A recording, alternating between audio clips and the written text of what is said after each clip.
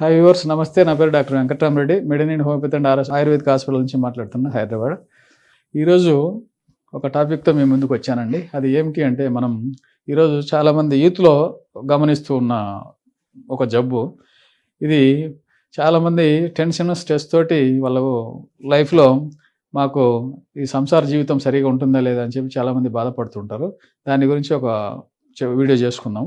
అది ఏంటంటే ఈడి, ఎరెక్టైల్ డిస్ఫంక్షన్ అంటాము. ఈ కొందరికి ఏంటంటే ఈ ఎరెక్షన్ అనేది పెద్దగా జరిగే అవకాశం ఉండదు. ఒకవేళ ఎరెక్షన్ జరిగిన అంగం గట్టిపడకపోతే, వీళ్ళు ఎప్పుడైతే మనం అంగం అది సెక్సువల్ ఇంటర్ కోర్స్లో పాల్గొంటారో, ఆ పాల్గొన్నప్పుడు ఇది గట్టిగా లేకపోతే లూజ్ అయిన బయటికి పడిపోతుంటుంది. ఒక్కోసారి గట్టిగా ఉన్నా కూడా లోపలి చేయకముందే పడిపోతుంది. దాన్ని ప్రిమచ్యూర్ ఎజాక్యులేషన్ అంటాము. ఆ విధంగా కూడా తొందరగా అవుట్ అయ్యేదాన్ని మనం ప్రిమచ్యూర్ ఎజాక్యులేషన్ అంటాం. అది ఎందుకు జరుగుతుంది అంటే, ఈ పిల్లల్లో కొంచెం టెన్షన్, స్ట్రెస్ ఎక్కువ తీసుకుంటూ ఉన్నారు డే టు డే లైఫ్లో. ఎక్కువ సాఫ్ట్వేర్ కావచ్చు, ఇంకొక రంగం కావచ్చు, ఏ రంగమైనా కూడా ఈరోజు టెన్షన్ లేని పిల్లల్ని మనం చూడడం లేదు. ప్రతి ఒక్కరికి ఏదో ఒక టెన్షన్, ఏదో ఒకటి వాళ్ళకు జరుగుతూ ఉండనే ఉంటుంది. దానివల్ల ఈ ఎరెక్టైల్ డిస్ఫంక్షన్ అనేది జరుగుతుంది.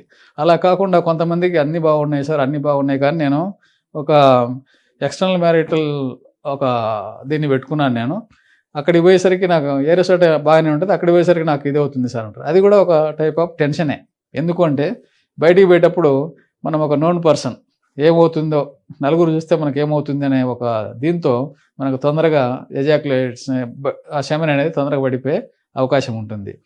అలానే ఈ ఎరెక్టల్ డిస్ఫంక్షన్కి ఏంటంటే, ఎరెక్షన్ ఎప్పుడైతే వచ్చిందో మనం టెస్ట్ చేసుకోవడానికి, ఎప్పుడైతే గట్టిగా అంగం నిలబడిందో దాంట్లో మెత్తగా ఉందా గట్టిగా ఉందా చూసుకోవడానికి మనకు ఒక 200 గ్రామ్స్ అనేది మనకు ఒక వెయిట్ వేసుకుంటే అది పడిపోతుందా గట్టిగానే మోస్తుంది అనేది మనకు తెలుస్తుంది.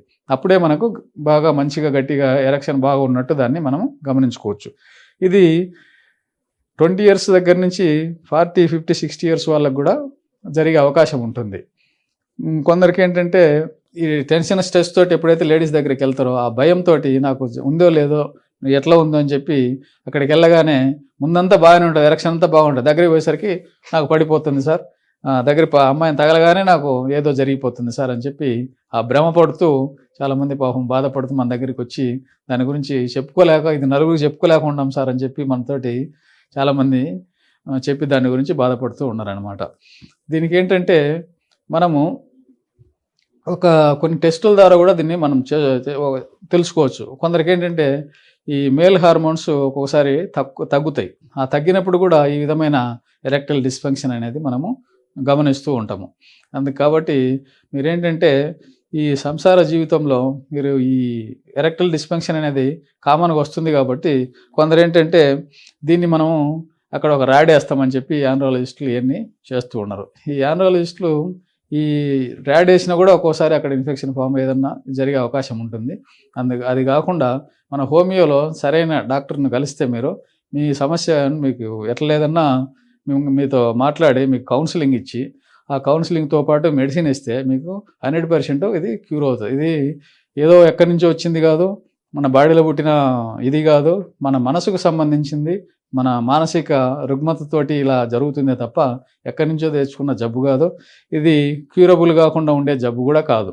మీరు ఎక్స్పర్ట్ని కలిసి, లేదంటే మన మెడినైన్లో ఎక్స్పర్ట్ డాక్టర్స్, మంచి డాక్టర్స్ ఉన్నారు దీనికి, మా దగ్గరకు వచ్చి కలిసి దాన్ని మీరు సిగ్గుపడకుండా దాన్ని ఎక్స్ప్లెయిన్ చేస్తే మేము దాని గురించి మీకు ట్రీట్ చేసి హ్యాపీగా మీకు సంసార జీవితాన్ని అందించగలమని చెప్పి మనవి చేసుకుంటూ సెలవు తీసుకుంటాం. నమస్తే.